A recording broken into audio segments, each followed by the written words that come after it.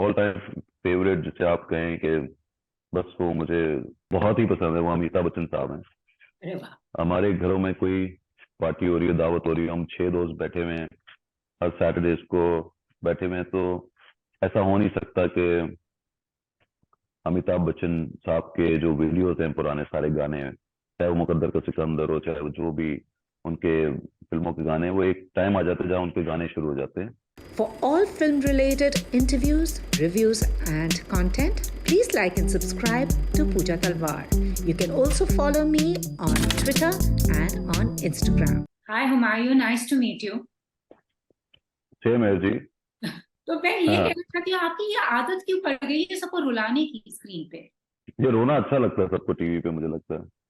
देखिए, मैं फिल्में बनाता हूँ सारी कॉमेडी, एक्शन, लेकिन रोमांटिक। लेकिन ये जो ड्रामा है ना, ड्रामा मुझे लगता है कि लोगों को रोने वाला पसंद आता है, तो मुझे जरा वैरायटी मिल जाती है। फिल्म में मेरी कॉमेडी एक्शन होता है, यहाँ पे रोने धोने वाला कैरेक्टर होता है। आई और डोंट नो, आप खलील। और आप जैसे प्रोड्यूसर भी हैं, एक्टर भी हैं, आई वांट टू नो कि कॉन्फ्लिक्ट है इन दोनों शख्सियतों में जो आपकी है, एक प्रोड्यूसर और एक एक्टर। जो कॉन्फ्लिक्ट आप ये कह लें कि एक मुश्किल काम हो जाता है। हाँ जी। अम, लेकिन क्योंकि मैं बहुत अरसे से कर रहा हूँ, डूइंग दिस फ्रॉम लास्ट से 20 years, तो अब मुझे आदत हो गई है। इसलिए, लेकिन फिर भी बहुत मुश्किल लगता है क्योंकि प्रोडक्शन बहुत मुश्किल हो गई है। अब एक्टिंग पे जिस तरह फोकस करना पड़ता है, क्योंकि मैं बहुत कम एक्टिंग करता हूँ। अब मैं 2-3 साल बाद कोई एक प्रोजेक्ट करता हूँ, तो मुझे एक्टिंग मुश्किल लगने लग गई है। जब मैं अपने डायरेक्टर को बताता हूँ तो वो कहता है कि ये बहुत अच्छी बात है कि जब भी तुम काम कर रहे होते हो इतना डरे हुए होते हो कि तुमसे पता नहीं होगा कि नहीं होगा, इसलिए वो तुम्हारा काम अच्छा लगता है। जिस दिन तुम ये सोच लोगे ना कि तुम्हारा काम, तुम्हें बहुत कुछ आ गया है, और जब ओवर कॉन्फिडेंट हो जाओगे तो शायद इतना अच्छा नहीं लगेगा। आई थिंक यही रीजन है कि तुम अभी तक चल रहे हो, अभी तक सक्सेसफुल हो। तो यस, मुझे कम काम करता हूँ, तो मुझे जब भी मेरा कोई नया काम स्टार्ट होता है मैं डरा हुआ होता हूँ। तो और जहाँ तक ये रोने वाला सवाल है, ये जो खलील साहब हैं, जो one of my favourite writer, उनका कुछ, उनका कहना है कि तुम, जब मैं तुम्हें दिखाता हूँ ना, कि तुम रिग्रेसिव हो, तुम दूसरे तुम्हें तंग कर रहे हैं, तुम तकलीफ में हो, तो वो लोगों को बहुत अच्छा लगता है, तुम पे सूट बहुत करता है। तो मैंने कहा, खलील साहब, खुदा के वास्ते कभी मेरे से कुछ और भी कराएं, सही। कभी मुझे कोई तेज आदमी भी दिखा दें। क्यों मुझे इतना रुला रहे होते हैं? मुझसे खुद नहीं देखा जाता। कहते नहीं, लेकिन लोग देखते हैं ना, तो इसलिए मैं तेरे लिए ऐसे लिखता हूँ। खैर, तो यस, मैंने एक्चुअली पिछले 20-25 सालों में काफी काम किया है, और रोमांटिक कैरेक्टर्स बहुत किए हैं। मेरी फिल्म है पंजाब नहीं जाऊंगी, जिसमें रोने वाला कैरेक्टर नहीं है, एक मासूम देहाती आदमी का कैरेक्टर है। तो वो इंटरेस्टिंग था, वो जरा अक्खड़ भी था, जी। वो कैरेक्टर। तो यस, बट लास्ट जो मैंने किया है सीरियल, मेरे पास तुम हो, आई थिंक उसमें उसको रोना ही था जिस किस्म का वो इंसान था, और वो बहुत लोगों को ज्यादा। भी रुला और गया और खुद भी रो पड़ा। सही में, हाँ और मैंने ये देखा, और आपकी उससे पहले मैंने बिन रोए देखी थी, उसमें भी रुलवा दिया। जी, चलो, उसमें माहिरा भी रो रही थी साथ में आपके। हाँ हाँ। बट यहाँ पे मेरा होता है जब भी एंड होता है, I like a viewer always think of an alternate ending. I mean, but may be that was the best for him, but now it's coming to India. और आपको पता है, एज इट इज, जैसे दोनों मुल्कों का culturally we are so bound with each other, but also showing this in India. मैं आपसे एंड का पूछना चाहती थी, अभी जो जिन्होंने नहीं देखा, मैं स्पॉइलर नहीं दूंगी, ऐसा क्यों सोचा? एंड एक्चुअली मुझे ऐसा लगता है कि ये एंड जरूरी था, और ये मेरी ख्वाहिश थी कि इसका ये एंड हो। खलील साहब जो राइटर हैं वो जरा कंफ्यूज थे। कंफ्यूज ये थे कि वो नहीं चाहते थे लोगों को, क्योंकि जब उन्होंने देखा कि इतनी मैंने मिजरी दिखा दी है पूरी सीरीज में, तो मैं आखिर में इस कैरेक्टर को नहीं मारूं। हम्म। लेकिन मैं बहुत बोल रहा था उनको कि मार दें, मार दें, मार दें। और फिर उन्होंने भी समझी ये चीज, और उन्होंने भी सोची। रीजन ये था कि ये जो कैरेक्टर था, एक जरा सा इस किस्म का कैरेक्टर था कि ये किसी और के साथ खुश नहीं रह सकता था, और कोई भी इसकी जिंदगी में आ जाता जो कि उसको लग रहा था कि जो दूसरा मेरी जिंदगी में लड़की आ रही है शायद मैं उसके साथ खुश रह लूं या वो मेरे साथ रह ले, मगर ये रह नहीं सकता था जिस किस्म का ये बंदा था। तो इसको इसको अगर ये जो भी इसकी जिंदगी में आती है उसको भी तकलीफ पहुंचाता या तकलीफ में रखता, ना चाहते हुए भी। चाहे ये नहीं चाहता कि वो किसी को तकलीफ दे, बट वो उस एक लड़की को जो उसकी जिंदगी में पहले थी, जो उसको छोड़ के चली गई, वो उसको कभी भी भुला नहीं सकता था। ये इस किस्म का आदमी था। तो कोई भी हम एंड दिखाते हैं कि वो दूसरी के साथ चला गया है या दोनों के साथ नहीं था और वो अकेला कहीं बाहर चला गया है, बच्चे को लेके चला गया है, आई थिंक लोगों को इतना मजा भी नहीं आना था। लोग गुस्सा बहुत हुए, नाराज बहुत हुए, उनको तकलीफ बहुत हुई। लेकिन I agree. कुछ कुछ लोगों ने मुझे ये कहा, ज्यादातर लोगों ने ये कहा कि why you killed him, why you killed him. लेकिन बहुत कुछ समझदार लोगों ने ये बात मानी कि ये बहुत सही एंड था। और मैं ये नहीं कह रहा कि वो समझदार नहीं थे जिनको ये लगता है कि क्यों मार दिया, लेकिन मैं वो कैटेगरी हूँ। लेकिन रिएक्शन आता है, रिएक्शन आता है। ब्रेकिंग बैड में वो जो कैरेक्टर था, लीड कैरेक्टर, वो मर गया तो हम शॉक थे। लेकिन एंड एंड होता है, बस किसी को अच्छा लगता है, किसी को नहीं लगता। Absolutely, I agree with that. But also ये टॉपिक में आपने जैसे कहते हैं you've touched upon a whole lot of things जैसे infidelity, ambition. We are not taking judgment and how एक दूसरे का जैसी करनी वैसे भरनी सब सामने आती है। But I want to ask you as a producer, जैसे आप पिक्चरें बनाते हैं, जैसे आपकी प्रोडक्शन कंपनी कंटेंट को बैक कर रही है, what kind of content are you looking at backing? What kind of cinema and shows do you want to create? और क्या हम देखेंगे on Netflix and other streaming platforms आप प्रोड्यूस करें कोई शो? जी देखिए, जब जब हम सिनेमा सोच रहे होते हैं ना,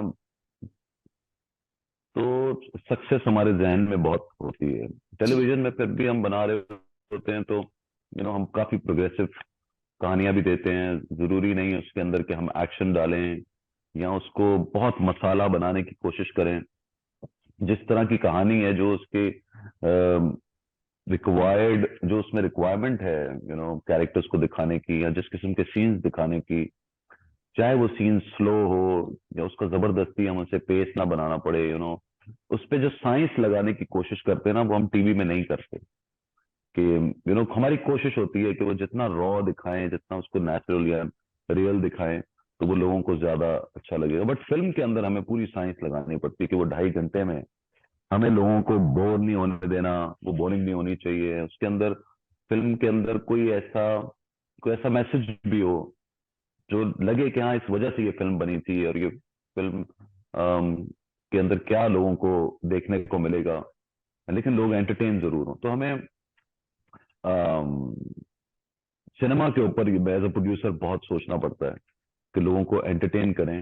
वो 3 घंटे जब वो पैसे दे के फिल्म देखने आए तो वो जाया ना हो। और आई थिंक ये पूरी दुनिया का सिनेमा इस वक्त यही सोच रहा है और यही सोचते हैं। और जहाँ और जो दूसरा जो टीवी है, टेलीविजन में डेफिनेटली चैनल जो है वो चाहता है कि तुम चैनल पे भी या टेलीविजन पे भी लोगों को उसी तरह एंटरटेन करो जिस तरह तुम सिनेमा के अंदर करते हो। जी। लेकिन यहाँ पर जो है जो राइटर्स होते हैं वो चाहते हैं कहानी को किसी और तरीके से दिखाना और सीन्स को किसी और तरीके से दिखाना चाहते हैं। और कुछ थोड़ा बहुत तो चलता है कि हम उनको समझाते हैं कि नहीं, आप पेस को थोड़ा सा एक बात जो 2 एपिसोड्स में कही जा सकती है उसको 8 एपिसोड्स में ना कहें। तो इस क्राफ्ट पे लाते लाते जरा सा राइटर्स के साथ बहस हो जाती है ये। लेकिन कुछ राइटर्स इतने अच्छे हैं कि वो अगर 2 एपिसोड में जो बात कहनी है वो 8 एपिसोड में कहते जरूर हैं, लेकिन इतना अच्छा लिखते हैं, वो सीन्स इतने अच्छे होते हैं कि आप फिर भी उनको देखना चाहते हैं।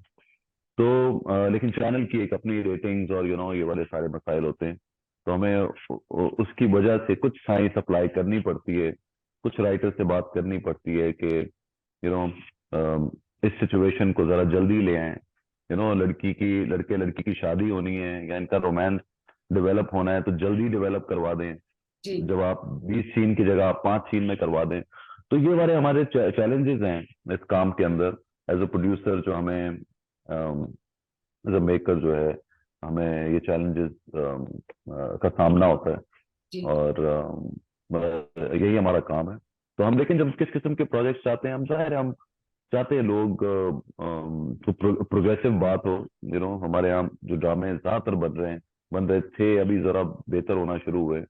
ज्यादातर लड़की को फीमेल ओरिएंटेड ड्रामा होता था, मगर हर लड़की किसी ना किसी जुल्म का शिकार जी होती थी। जी और ये बहुत ज्यादा बढ़ गया था कि हर मैं इसमें कोई ये नहीं कह रहा कि मैं कोई आदमियों की साइड ले रहा हूँ, औरतों की साइड ले रहा हूँ, ये उससे ताल्लुक इसका बिल्कुल नहीं है। लेकिन हो ये गया था कि हर ड्रामे में औरत, बेचारी औरत, उसके साथ जुल्म हुआ, चाहे वो सास ने किया, चाहे वो शौहर ने किया, चाहे वो उसके रिश्तेदारों ने किया, या उसके अपने घर वालों ने किया, उसके अपने माँ बाप ने किया। तो वो बहुत ज्यादा हो रहा था, और वो फिर वो पिसती जाती थी, पिसती जाती थी, पिसती जाती थी, और यहाँ ऑडियंस रोती जाती थी, रोती जाती थी, रोती जाती थी। अम, तो चैनल वालों का ख्याल ये था कि जहां हमने प्रोग्रेसिव औरत दिखाई वो ड्रामा नहीं चलेगा। यहाँ इंटरेस्टिंग चीज जैसे आप बता रहे हैं। हाँ हाँ, ये कि नहीं चलेगा। जहां औरत को हमने दिखा दिया कि वो अपने पैरों पे खड़ी हो गई है और वो बाहर निकल गई है, और यू नो उसने स्टैंड ले लिया है, तो वो ऐसी लड़की नहीं दिखानी, नो नो नो, हमारी औरतें ऐसी नहीं होती, नहीं नहीं नहीं, हमारी औरतें ऐसी नहीं होती। आई गेट तो वो इस तरह की बात ठीक है कि आपकी मोस्टली घरों में ऐसा होता भी होगा, लेकिन वक्त चेंज हो रहा है। और औरतों को भी अपने हकूक का पता है। लोग बड़े चेंज हुए हैं, हर घर में ऐसा नहीं होता। तो अम, अब जो कहानियां बन रही हैं उसके अंदर हम औरत को स्टैंड लेता हुआ भी दिखाते हैं, और इस तरीके से दिखाते हैं कि वो अच्छा लगे, और वो अपने हद में भी रहे। ऐसा नहीं कि वो अम, अपने भाई को, अपने बाप को या उनसे बदतमीजी कर रही है, लेकिन हक के लिए खड़ी रहे। इस तरह की हम स्टोरीज पे ऊपर काम कर रहे हैं। हमारी कोशिश ये है कि इसमें रहते हुए, ये सब दिखाते हुए भी लोगों को इस तरह हुक करें, ऑडियंस को। उसके लिए क्राफ्ट आपको इतना अच्छा रखना पड़ेगा। तो हमारी कोशिश होती है हम अच्छे राइटर्स के साथ ज्यादा डिस्कशंस करें सीन्स पे, कि इस कहानी को किस तरह डिफरेंट किया जाए, किस तरह इस सीन को अच्छा दिखाया जाए, इसमें अच्छे जुमले भी हों, अच्छे डायलॉग्स भी हों, और लोगों को मजा आए देखने का। जी तो ये हमारे सारे चैलेंजेस होते हैं। एब्सोल्युटली। हाल ही में हमने आपको क्राउन में भी देखा था, तो आपको फाइनली लगता है इंक्लूसिविटी और डाइवर्सिटी आ रही है। नहीं तो ऐसे करते थे, किसी ना किसी को कोई ना कोई दिखाते थे, specially when it comes to Asia and the subcontinent. हाँ, ये अब आजकल बहुत अच्छा हो रहा है कि यू नो अब अगर किसी को कोरियन चाहिए तो वो कोरियन एक्टर लेते हैं, और अगर इंडियन चाहिए तो इंडियन एक्टर्स लेते हैं। अब फाइनली पाकिस्तान भी मैप पे आ गया है। आज रजा मीर हैं, सज्जल हैं, फरहान ताहिर हैं, उन्होंने बहुत सारा काम किया। मैं भी फाइनली एक बड़ा सादा सा एक्टर, उसको भी ये चांस मिल गया। तो आई एम ग्लैड, मुझे खुशी है कि चलो मैं नेटफ्लिक्स के ऊपर काम करके आ गया हूँ, और अच्छे तरीके से हो गया। जी दे वर हैप्पी, इज्जत के साथ हो गया। तो आई एम ऑनर्ड कि मुझे वो काम मिला और अच्छे तरीके से हो गया। जाते जाते ये पूछना चाहूंगी, यहाँ की आपको कौन सी फिल्में और एक्टर्स पसंद हैं जिनके साथ आप शायद काम करना चाहें, and may be like people you look up to, any particular movie you seen that you thoroughly enjoyed? मुझे राजकुमार ईरानी डायरेक्टर बहुत पसंद है। मुझे जाहिर है आपके जो कितने सारे एक्टर्स हैं जो कमर्शियल एक्टर्स भी हैं, शाहरुख, सलमान, आमिर खान, अक्षय कुमार, ये सब मुझे बहुत पसंद है। हम सबको बहुत पसंद है इनफैक्ट। और जो वैसे जो मुझे मेरे ऑल टाइम फेवरेट जिसे आप कहें कि बस वो मुझे बहुत ही पसंद है, वो अमिताभ बच्चन साहब हैं। अरे वाह।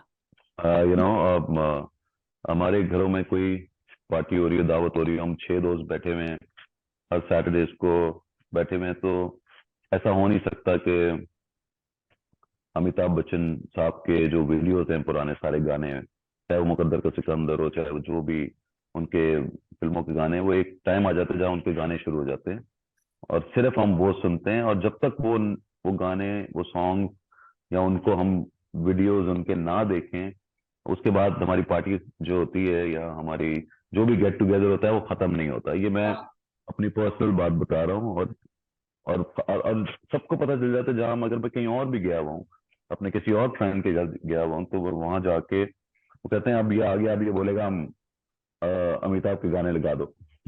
बस अब वो टाइम आ गया, और ऐसा होता है, और मैं हर जगह लगवा भी देता हूँ। और अब खैर वो ऐसा नहीं होता कि मैं कोई ऐसी चीज बोल रहा हूँ जो वो ना लगाएं, वो भी फौरन मान जाते हैं। और फिर मैंने देखा है कि वो लोग भी हमेशा फिर अपनी हर पार्टी में खत्म होने के ऊपर अमिताभ बच्चन साहब के गाने लगा रहे होते हैं। Absolutely lovely और chatting कितनी with you. अजीब बात है, मैं एक चीज देख रहा हूँ कि मैं जब मेरे फादर बहुत पहले, जब मैं छोटा था, तो वो बोलते थे दिलीप साहब, दिलीप साहब। तो वो तो I think हर सबके मैं अपने पेरेंट्स का फादर को ये है, बोलता था हमारे यहाँ भी। आप दिलीप साहब बोलते हैं उनको, आप दिलीप कुमार नहीं बोलते। कहते नहीं नहीं नहीं, वो उनकी एक जगह है। तो आज मेरे मुंह से खुद ब खुद निकल रहा है, अमिताभ बच्चन साहब, तो I get that. जैसे आप लोग शायद बोलते हैं अमित जी, आपको रिस्पेक्ट जी, इस तरह आप लोग देते हैं, जी, तो हम साहब लगा के देते हैं। तो वो मेरे मुंह से खुद ही निकलता है उनके लिए। तो absolutely. जैसे दिलीप जी, साहब के तो like even my father is like a fan, and then that हाँ generation, हाँ हाँ, I mean, he's exactly, Dilip Saab for everyone, like Rafi Saab, Dilip Saab, so but जी lovely जी chatting with you. आइंदा से रुलाए ना, थोड़ी सी comedy भी दिखा दें तो, but anyways तुम कॉमेडी फिल्म में जी, फिल्म में डेफिनेटली मिलेगी आपको। चलो, नहीं, बल्कि अब जो मेरा एक प्ले है जेंटलमैन है, और जो मंटो है, मैं मंटो नहीं हूँ, जो सीरियल है, वो दोनों सीरियल जो हैं वो फनी भी हैं। शुक्रिया, thank you so much, lovely chatting with you. शुक्रिया, thank you Pooja, thank you. Bye. If you've liked this interview, please like, share, and subscribe. Follow me on Twitter and Instagram.